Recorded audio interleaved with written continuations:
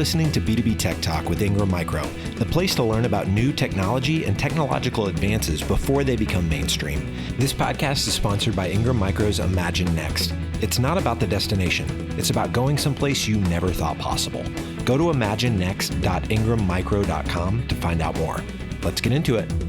Welcome to B2B Tech Talk with Ingram Micro. I'm your host, Keri Roberts, and my guest today is Melanie DelValle, a Senior Manager of Financial Solutions at Ingram Micro. Welcome, Melanie. Thanks for being here today. Hi, Keri. Thanks for having me. Building on the as-a-service messaging we've been chatting a lot about on this show, why do you think positioning your business around the future is important to do at this time? Yeah, so Keri, we really took a very thoughtful approach to how we wanted to plan out the messaging over 2020. When you look at this year, we started with the overview of our financial solutions. In Q2, we brought a conversation with a partner who's been using the program. In Q3, we brought in our credit team to discuss the shift to the annuity models. Now we're starting the journey into Q4, and we want our community to really evaluate their as-a-service offerings. I think we can all admit that 2020 was something no one planned for, right? When companies were designing their goals and objectives for 2020, I'm sure the pandemic was not on the list. So my hope is that our partners are not only doing well and they're getting back to the fundamentals of where their business has been, but I want to make sure that they're in a good place to not only finish the year strong, but to start 2021 on the right foot. At Ingram, when I look back over the year, we've had some pretty interesting data that we found. For our customers who had managed services agreements in place with their clients, those partners have fared much better than those customers who are traditional resellers or more project-based businesses. We also learned that customers who leveraged our channel financing programs were able to grow their business 11% Q2 over Q2 2019, while overall revenues declined for many customers in that same period. So that's why I really thought it was important to bring this messaging to our partners today so that they can talk to my team, evaluate where their business is today, and understand how we can help them on that journey to be successful for the years to come. And one of the things Ingram likes to say is that the value of technology isn't about owning the technology, but the value of technology is actually about what it does for the business. Based on what you just kind of talked about, what does this mean? Yeah, so if you take, for example, the real estate market, in most cases when somebody's looking to buy a home, the goal is that that property is going to appreciate over time. How many times do you hear location, location, location, right, when you're looking at where to buy your next home? But technology is not an asset that most companies purchase because it's going to appreciate. They purchase that technology in mind for what it's going to do in their business. Take, for example, something like a security software solution. The value of that asset is the peace of mind that it gives their business. Take a technology like laptops. It's something that empowers a client to have their employees do their job more successfully. But is it worth writing a check to buy and own that asset, thinking that it's going to appreciate? No, in many cases, if somebody is going to look at purchasing a laptop, we can write that on a 3-year fair market value rental agreement. The sum of those payments over 36 months, in most cases, is less than if they wrote a check and they bought that cash today. So our goal is to really help partners focus on technology solutions that help drive the end user's business. It's not an asset that's going to appreciate. The value really comes in for the business benefits for their clients. Yeah, I think that's a really good point. And I like that you're saying too, it's really about how is it helping the company in that moment. It's not about the tech as a whole every single year. And I'm curious, how can partners kind of transform the technology sales through this reoccurring revenue model? And then how do they train their sales and marketing teams to talk about this to their customers? And maybe if there's any examples you can share of that as well, that would be great. Yeah, so if you look at recurring revenue, it's an important factor in one's business. So not only does it increase the company's valuation, it's going to bring a higher multiple if somebody were to look to sell their business or bring investment in their business, but recurring revenue brings predictability for our partners in their businesses. It's a way to make sure that they have that steady stream of income, but making that shift for partners is challenging whether they're large or small, right? Selling an as a service requires a different mindset and a different approach. It includes asking different questions to the clients. From a leadership perspective in the organization, do you need to change the compensation of your sales team to be able to help them drive those right initiatives? So that's where our team can really come in and help train the sales team, help train the leadership of the organization, show them what questions that they should be asking, show them how they can successfully structure the agreements. In addition to the training, we've helped a lot of partners just include a monthly payment on all of their quotes. So instead of the traditional business model where you include a proposal that has, a cash up front price, just changing that mindset to allow the customers to be able to buy it on a monthly basis is very powerful. We've collaborated with the marketing teams at our partners to help include messaging on their websites. We've helped with creating collateral that their sales teams can use in the outreach. So I don't want our partners to have to feel like they have to begin at baby step 0 when we can help give them many of the tools and resources that they need to advance them along. When you look at the success stories here, it's really about asking the right questions. So on Friday, I was on a call with a partner and they wanted to present their client with a 3-year payment option. But it was really challenging to underwrite the credit of that client because their industry was severely impacted by COVID. During this call with the reseller, we learned that the customer would be open to annual payments instead of monthly. Now, for many non-credit people, they would say, well, why does that matter? But think about it from asking the right question standpoint. We now learned that in essence, the client was willing to pay for a third of the solution upfront day one. That lowers the credit risk and helps us get to a structure. So through having the right discovery call with our partners, we were able to position this, get it credit approved, and get the customer to yes.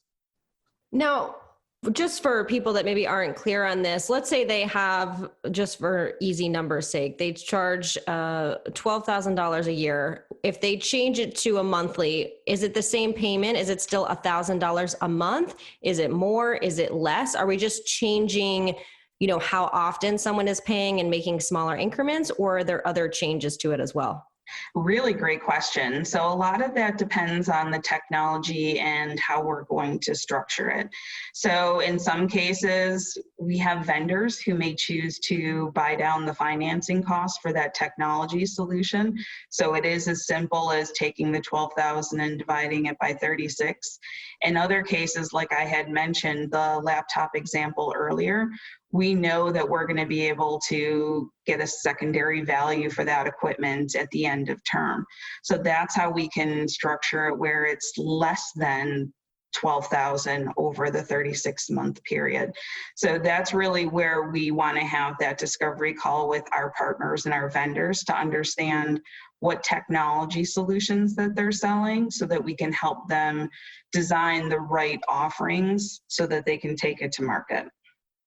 Now, you suggest that resellers also need to be thinking about selling a full service, not just the technology, because then you offer services that can be price shopped in Google. Can you break down, first of all, what that means, and then how a reseller can better sell a full service? Yeah, so if you look at the world we live in, the information is highly accessible, and many technology solutions, they're very commoditized. So this presents a challenge for partners when they're selling those commoditized technology solutions. They're presenting their client with a proposal. Their client is simply copy pasting that part number into Google. They're getting a price, and it's a race to the bottom on margins. But many clients they're looking for technology solutions to empower their business. So it's not just about selling widget 1, 2, 3, 4, 5. How does the partner really offer a true services offering? So whether that's looking at ways to build those practices in their business to do managed services, maybe it's leveraging Ingram Micro and our professional services team to help supplement their stack, but it's presenting their client with a full technology solution, not necessarily line item pricing, to be able to, truly deliver that full as a service offering. Yeah, I'd love for you to go a little bit deeper into this, because I think it's pretty common in all areas of business where you have a customer saying, okay, well, I don't want all of this. What can I take off? And they're kind of going line by line, like what you're saying. So how do you present that information to say all these things kind of have to be there to get them to understand that they have to purchase it? Or are there things that you can kind of pull out? Like, how do you do that from a sales perspective when you're having that conversation? It's about having that initial conversation with your customer to understand the objectives of what they want to drive. So, to your earlier point of them going line item through and taking things off, is it because they don't feel like they need those things for their business, or is it because they don't have the budget to be able to pay for them? That's ultimately going to take you down two very different decision trees. So if you take the first example of, them not having the budget to be able to pay for it, you can then say to them, well, it's only going to be X dollars per month for this. As your partner, I feel like it's important to be able to have this coverage and then be able to show them what that technology solution does for their business. We have a lot of managed service providers who will say, if my client doesn't standardize on this technology stack, they may choose not to accept them as a client because they're open to vulnerability. So it's almost pivoting that conversation to understand, why is your client pushing back? Is it dollars or is it a la carte items? And if it's really a la carte items, is it something that they truly need for their business, or is it a nice to have? Yeah, I think that's always a challenging conversation. And that's, of course, something Ingram helps with all their partners, correct? Correct. Now, do you think people will buy more if there are flexible ways to pay? I mean, is that something you think will happen always? And if so, why? So if you look at today, our consumer lives are really driving a lot of that change that we're seeing in the B2B world. So take, for example, the last time you were on a website and you were looking at buying something. It could be anything from shoes to a sweater to furniture. Every time you go into that checkout cart online, you'll see an option for PayPal credit or Affirm, different type of installment companies that are offering options for you to pay at checkout over a 2, 3, 4, 5, 6 month period. It doesn't matter the size of that purchase, but they're giving you an option to have an installment payment plan. When I was listening to NPR over the weekend, there was an article that talked about, if you look at millennials, they're moving away from credit card purchases in favor of these type of installment type of options. So we're continuing to see that influence from our consumer lives drive business behavior. For me in my personal life, I was one of the people a few years ago who ended up buying a Peloton. One night I saw the commercial, I went on the website and it looked like a great bike. And then I saw that I could buy it for 39 installment payment options. So click buy, done, right? Think about something like Netflix. If you had to prepay for 3 years of Netflix all up front, would you still have it? Probably not, but most of us who have those type of subscriptions have in all likelihood been paying a monthly payment for 3 years or greater. So we're just continuing to see that influence of our consumer lives and payment options fuel the need for flexible payment options in the B2B world. And I just have another question too about the service component, because I feel like from a product standpoint, it's easier. You're using Netflix or Peloton as an example. It's a thing that you're getting, but a service requires people and time. So when you're having a conversation with some of these clients, and again, it's a sales conversation, let's say like you're doing all this work and then they don't pay, or you're spending a lot more time and maybe you haven't budgeted correctly. Do you have any suggestions for partners to figure out how to create the service component where it's a certain amount of hours or a certain amount of time, where it's consistent, where they don't feel like they're not getting paid the right amount of money, or they're putting in more time, or they're not getting that money back? Does that make sense? Makes total sense. And that is a big part of the coaching that we provide to our partners. So if you look at partners who are building their managed services solution set, there's a few really key factors that go into that. What does their agreement say? So what does their services agreement with their client say? Is it a 1 year, 3 year type of commit? Are there any type of cancellations for convenience? So did that managed service provider put in all the manpower and all the effort and all the labor, and 6 months into the agreement, they're allowing their client just to cancel with no type of penalty? That's going to create pretty big financial challenges for the partner. So we really take a baby step one and help them look at their services agreement to make sure that it's structured in a way that's going to be financially beneficial from a commitment period. But also our partners need to constantly review their businesses and their financials. So we've brought in some third parties to do that consulting with them to be able to make sure that they're making the shift accordingly. So from a services standpoint, how are they pricing that solution? Do they have enough margin in it? Do they have the multiplier to be able to cover their operating expenses? So that's something where we can have a very individualized conversation with those partners, bring in our credit team, look at their financials, see how that pivot's been. And sometimes it is having that conversation where we'll, recommend to them, you really need to adjust your margin here because you're not at a good break-even point over the period of the contract. So we're really trying to help consult with our partners as they make this journey.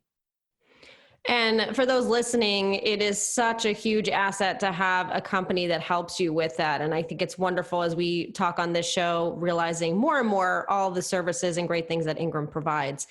For those that have been using the reoccurring models and they're planning for next year, how have vendors seen it help them already?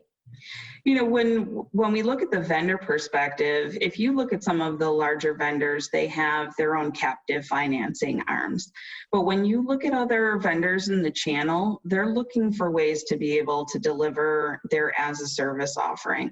So one of the programs that we worked on this year was with our Samsung Pro AV team, where they're able to offer 0% financing for 3 years. That's really a game changer to help drive the business. So if you look at what I would call a traditional hardware type of company, they're now building in the services component. They are building in the refresh campaign to their business. So it's a pretty exciting journey to be on. I've really been proud of a lot of our vendors as they start to make this transition. We have another partnership with APC. They're providing managed service providers backup data power sources, but they're also including the monitor and dispatch services. So that is a way for our reseller partners to not have to worry about having the manpower to deliver those services. It's something that they can sell as part of a vendor solution. So it's really exciting to see our resellers and vendors making that pivot to increase their services offerings and build in that repeat sales motion. Ingram Micro, as we just mentioned, is continuously changing and bettering their offers based on feedback from the customers. What technologies do you see financed most often lately? If I look back, over the numbers that we've been doing the past 2 or 3 years, the demand's really been in the software space. And when you think about software, it's not something that most people traditionally think about financing, but software is often sold in 1, 3, 5-year type of solution sets. More and more customers are comparing what I'll call a traditional upfront license to being able to get a cloud type of monthly solution. So by taking traditional type of upfront licenses and providing clients with a monthly, quarterly, annual payment has been very successful in helping those software vendors drive their business throughout the year. It's really about taking what I'll call that traditional model and giving it more of a flexible consumption payment. We also see a lot of growth in what I'll call, the commoditized assets. So if you look at the laptop, something like that, that's regularly refreshed, we do a lot of financing in that space because those customers want to be able to drive the payments and update that technology every couple of years. And what types of flexible financing solutions does Ingram offer? Yeah, so we offer a full range of solutions to help get our customers to yes. I think the biggest factor in winning an opportunity is having that conversation early on. So that's why I mentioned the discovery call earlier. Asking the right questions to know how the customer wants to pay is going to be key. So we're not a bank. We're not the traditional type of financing arm that says you need to have, a 36-month payment and that's the only option. As we start to get into Q4, does your client need a deferred payment till 2021 to be able to start making payments when their new budget year kicks in? Maybe your client needs a step payment for the next 6 months to help work through some of the challenges of 2020.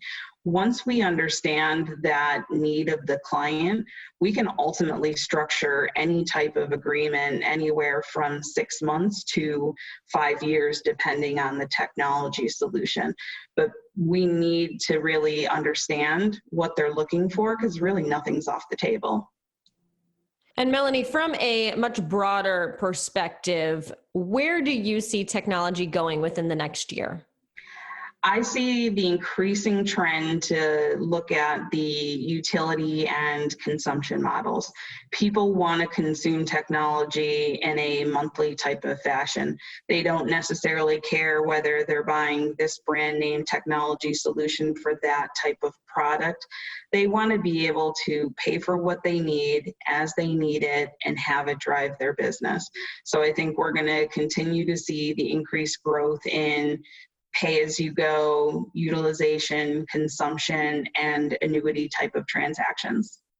And you provided so much information. So if people want to learn more, they want to connect with you, they have questions about what we talked about, where is the best place to do that? If they could shoot an email to financialsolutions@ingrammicro.com, myself or the team will follow up with them and have that more individualized conversation. Well, thank you so much, Melanie. This has been wonderful. We greatly appreciate you being here. Thank you.